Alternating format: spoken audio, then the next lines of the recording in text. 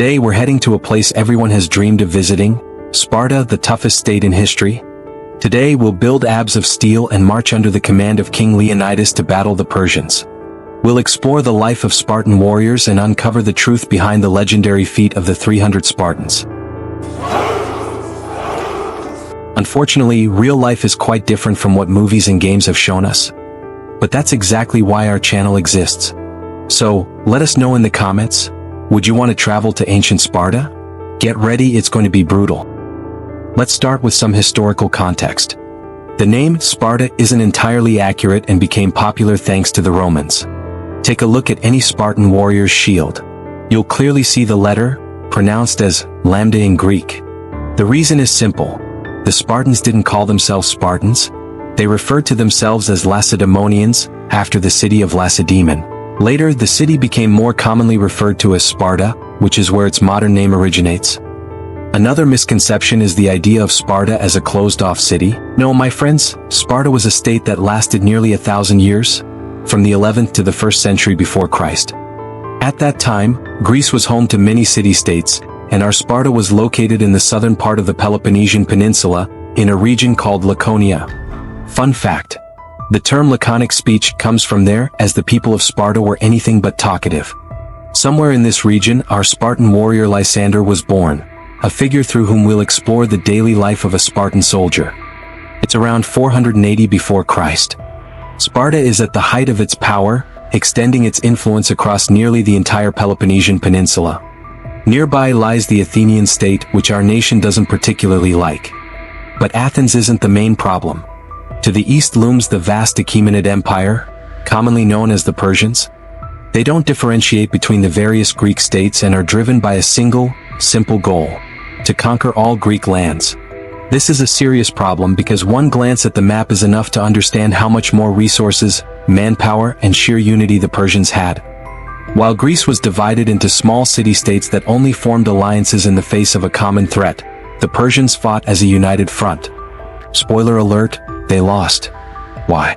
Because the art of war was sacred to the Greeks, and for the Spartans, it was a way of life. Our Lysander was a typical homoios. This was the term used in Sparta for full-fledged citizens. There were also ordinary laborers called modhakes and the neodamodes, who were considered only half-citizens. But the harshest fate awaited the helots, the poorest class of Spartans, mostly peasants. They were treated like slaves, if not worse. But the structure of Sparta was more complex than that of similar states. For example, the family of our Lysander could have a dozen helots under their command along with plots of land.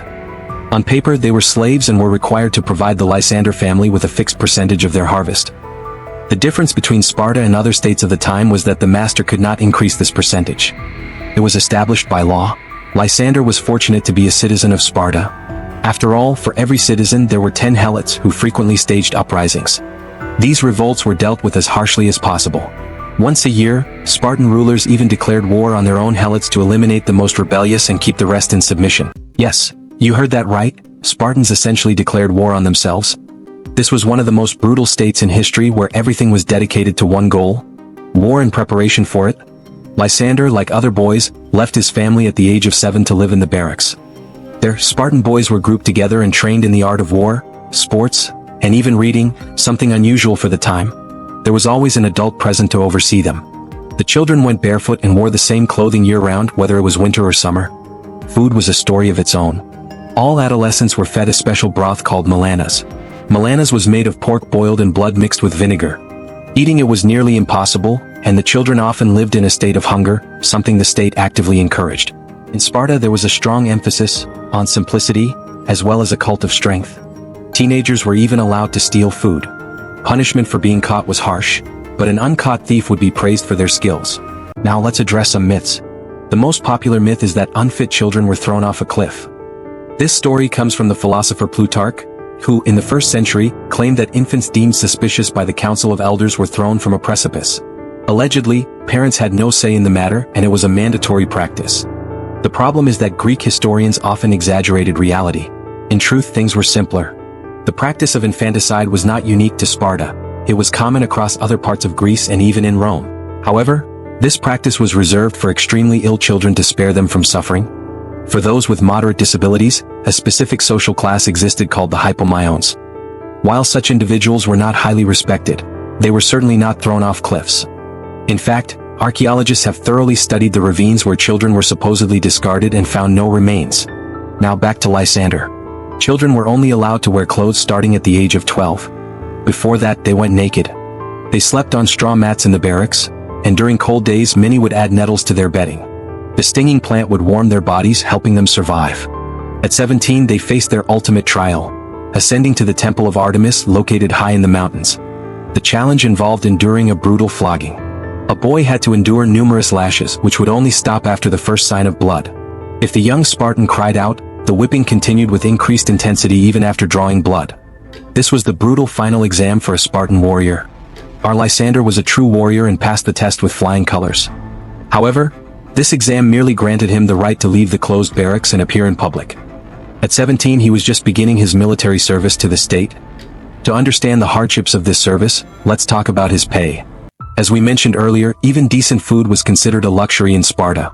Hence, the phrase Spartan diet was no exaggeration. Each month, Lysander received a standard ration: 3.5 buckets of barley, 2.5 kilograms of cheese, 1 kilogram of dates, and around 5 liters of wine. Lysander, like other Spartan warriors, was also issued several metal rods, each weighing 625 grams. But that's a story of its own. To prevent luxury and inequality, the Spartan ruler Lycurgus devised an interesting solution. The accumulation of silver and gold was punishable by death. Instead, the currency in Sparta consisted of these iron rods. Each weighed 625 grams, and to purchase anything of value, one would need to transport money in entire bundles. The logic was simple: any large transaction became public. It was impossible to move such amounts of money unnoticed. And if a transaction was public, people could inquire about its source and legitimacy. Foreign visitors to Sparta faced a unique challenge. They couldn't buy anything. Spartans viewed gold and silver coins with horror. This system effectively eradicated corruption, robbery, and theft at their roots. What's the point of taking a bribe if storing the money would require building a whole barn, attracting unnecessary attention? That's why Lysander, besides his meager rations, received a few iron rods. These could buy about 10 kilograms of meat, barely enough to survive while enduring the relentless training of a Spartan warrior. After all, a Spartan soldier was said to be worth 10 others, and this reputation had to be maintained. The equipment of Spartan warriors was well depicted in the movie about the 300 Spartans. Lysander, like any heavily armed hoplite, carried a round shield, a helmet, a breastplate, and greaves. The film, however, left the Spartans' torsos exposed, which is, of course, unrealistic. In reality, such exposure would be far too dangerous. There were also lightly armed Spartan infantrymen equipped with spears, bows, and javelins. These warriors fought with anything, as they had been trained to wield all the weapons of their time since the age of 7. The structure of the Spartan army was unique, with some of its features still influencing modern military tactics. A precise linear formation, strict discipline, and unparalleled physical strength made the Spartan army nearly invincible. Arranged 8 ranks deep, the phalanx could stretch up to a kilometer, and until 371 before Christ, it was believed to be physically unbeatable. The reason was simple. Unlike other armies, Spartans didn't rely on engineering structures. They simply pushed forward, relying on brute force. Their sheer strength overwhelmed and crushed any opponent. Returning to Lysander, let's remember that it's 480 before Christ, and the war with the Persians is in full swing. Sparta is ruled by King Leonidas, who, like everyone around him, is a fine warrior. Everyone is familiar with the movie about the 300 Spartans, and we will not repeat the obvious things but only focus on the differences between the movie and reality. Let's assume that among the 300 will be our Lysander. Together with King Leonidas, who actually fought on the front lines with the soldiers, Lysander holds the defense against the Persian army in the gorge of Thermopylae. This is logical because at the beginning of the video we showed a map showing the size of the two states. Under Thermopylae, according to different calculations, there were up to 250,000 Persians, and they opposed only 7,000 Greek soldiers. It is worth noting that the number of Spartans is not accidental. 300 people are the personal guard of the king and the most selected warriors, and they really 2 long days held in 30 times superior to their opponent. They would have held for longer if it had not been for a local resident, Ephialtes, who decided to earn some money from the Persians. Ephialtes told the Persians about a mountain route by which to bypass the Greek positions. However, the Spartan intelligence did not sleep, and Leonidas was the first to know about it. The king immediately sent the entire army home, leaving with him only 300 guards hoplites. But this is not romance, but common sense. In Sparta, there was no worse sin than retreating from the battlefield without a clear order. Since Leonidas was king, there was no one to wait for orders. So to avoid becoming an outcast whose name is covered in disgrace, Leonidas left on his own. And our Lysander also chose a similar fate. The movie forgot only one detail. Along with the Spartans, other Greeks voluntarily stayed behind. In particular, 700 Thespians and 400 warriors from Thebes. Yes, and next to the Spartans were also Elotes, about which we spoke earlier. The number of slaves is not specified. But the fact that in campaigns they were used to make a kind of light infantry is officially confirmed. So against the surrounding Spartan troops, Xerxes was not 300, but somewhere 1,500 people. But even this does not diminish the fact of an insane feat. After all, these few managed to take down about 7,000 Persians.